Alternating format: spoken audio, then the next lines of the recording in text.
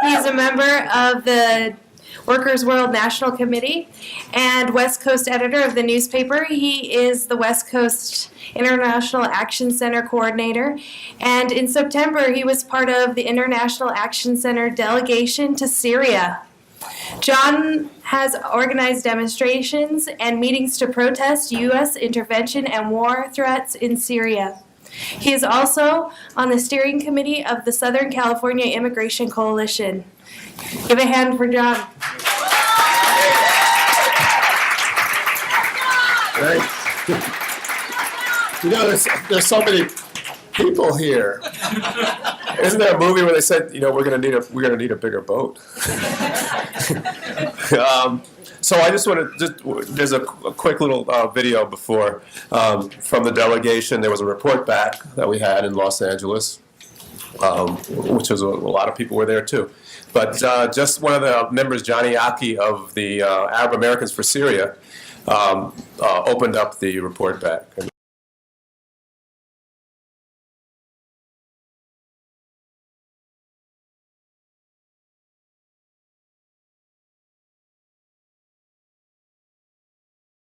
Thank you all for being here. I want to thank this incredible panel, not only for going to Syria with me on this trip, but actually for everything they've done for the Syrian cause from day one. International Action Center was there with us from day one. We started Arab Americans for Syria about 2 years ago when we realized our war is really more of a media war than anything. We think that media has destroyed Syria or played a role in the destruction of Syria more than weapons itself. I think the Syrian crisis has proved that words can be more deadly than bullets. Our role was just to tell the truth, or tell the other side of the story. We might never know the real truth in Syria, but we have definitely two sides of the story, and the other side of the story is definitely worth telling. International Action Center realized that. They had the guts to stand up with us when we were pretty much alone in this world. The whole world was, getting on the case of Syria. They had the vision, they had the courage, and they had the passion. To be a peace activist, to be an anti-war in the anti-war movement, it takes a lot of passion. It takes a lot of courage because you'll be at most times standing alone. So I want to thank you. I want to thank, of course, Didan Kamanti, who's had me on his radio show, like he just said, since about 2 years ago. He's giving me 10 minutes every single Saturday, a chance to tell the world about the other side of the story. I'm not from Malula, just to tell you, because he's giving that big introduction about Malula. I am, though, a Christian. I don't like to say that. This is the very first time I say this. I am proud to belong to Syria, a Muslim country. I've never been more proud to belong to a Muslim Syria.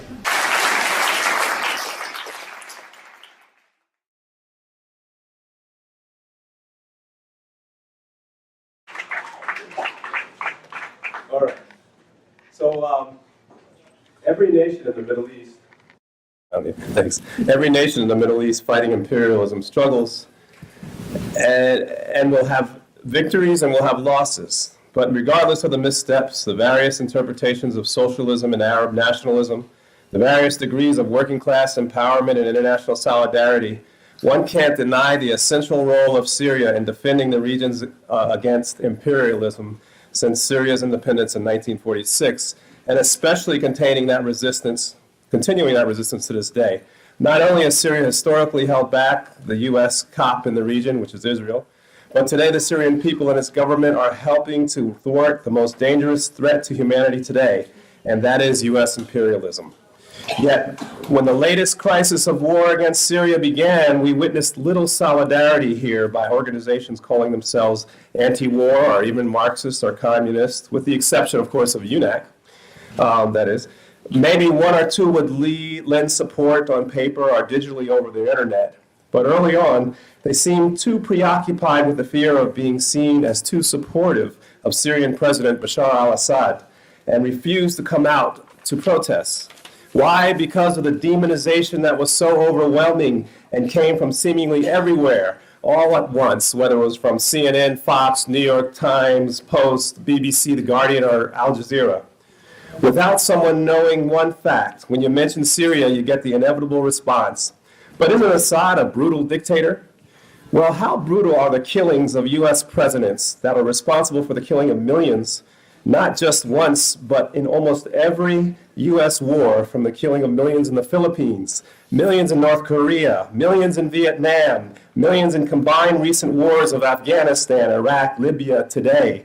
And I didn't even mention Hiroshima or Nagasaki, and death by destabilization, starvation, or drones in Indonesia, Sudan, Congo, Yemen, Somalia, and Pakistan, and millions upon millions. And don't forget to count the lives lost in this country due to social programs sacrificed on the altar of the military-industrial complex to pay for these wars.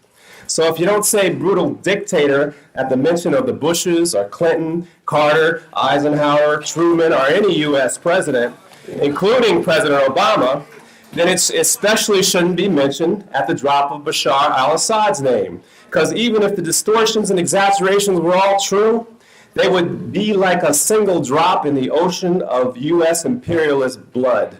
You want to talk about state violence? A whole city block in Philadelphia was firebombed. Every 28 hours, a black youth is killed by a cop. Black, Puerto Rican, and Native revolutionaries were either assassinated or remained in solitary confinement in this country. But these police and federal acts of domestic terror that are too numerous to mention also never get mentioned when we consider how U.S. presidents treat their own people. And these atrocities were not even part of a government fighting a civil war from internal or external forces. They were just plain domestic violence here against civilians. And don't forget how many people die under a specific U.S. president as a result of inadequate health care, or poverty, or the $40 billion they're going to cut from food stamps. How many people didn't die in Syria due to its guarantee of free health care and education? I am not saying that unjust violence does not exist in Syria. You couldn't say that about any country. I am saying that U.S. imperialism is the greatest purveyor of violence and the root of most violence in the world today. And the key to stopping war and state violence is to stop U.S. imperialist war, not encourage it. How much do we know about Syria's government anyway? Did you know that there's a People's Council? A People's Council is elected by universal suffrage of citizens at least 18 years of age. It's made up of two coalitions, mainly two coalitions, the National Progressive Front, which is made up primarily of socialist and communist parties, and the Popular Front for Change and Liberation. This particular council was the result of elections in 2012, where 7 additional parties were added to the once sole party, the Arab Socialist Ba'ath Party. Negotiations with representatives of opposition groups brought about changes to the Constitution that included the elimination of the martial law-like emergency decree. It established the requirement that half of the parliament of people's councils be made up of workers and peasants. It mandated that major economic industry remain public property in the interests of the Syrian people as a whole, not Western banks and interests. That really pissed them off. And finally, that Syria remained, quote, the forefront of confrontation with the Zionist enemy and the bedrock of resistance against colonial hegemony on the Arab world and its capabilities and wealth. That's in the new constitution that was negotiated with the non-rebel, non-mercenary opposition forces and ratified in 2012.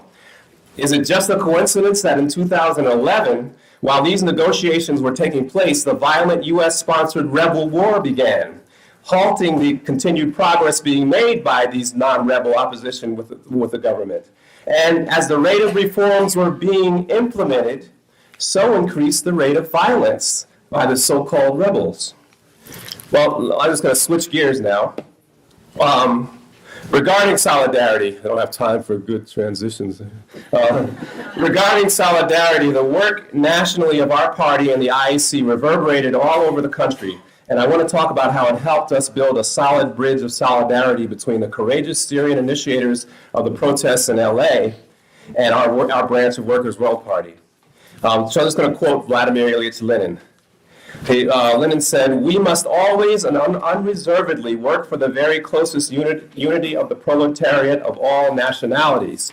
And he also warned, it follows, therefore, that workers who place political unity with their own bourgeoisie above complete unity with the proletariat of all nations are acting against their own interest, against the interest of socialism and against the interest of democracy.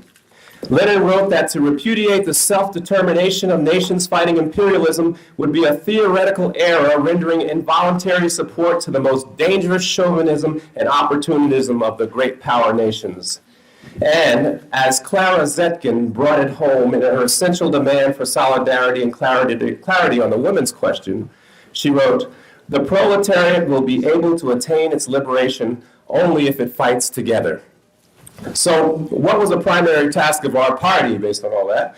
To be in solidarity with the latest victims of U.S. imperialist attacks. That means being present with those sisters and brothers trying to be as helpful as possible and listening to them. So at protests against war on Syria, many of the Syrians would bring pictures of Assad. And this became the issue and point of departure for some in the anti-war movement. Not for us. Although we suggested that hands-off Syria was an important emphasis to highlight and to focus the issue on the U.S., the pride that the Syrian community felt about their president for his resistance to U.S. imperialism shouldn't have been seen as a point of departure. It should have been understood and considered the right of those targeted to derive inspiration and fight back in whatever way they felt necessary. Our job was to do what we could to win over the anti-war movement that was on the fence or too afraid to come out. Our job was to provide facts the anti-war movement needed to feel stronger about adopting an anti-imperialist position, not to tell the Syrians how to protest.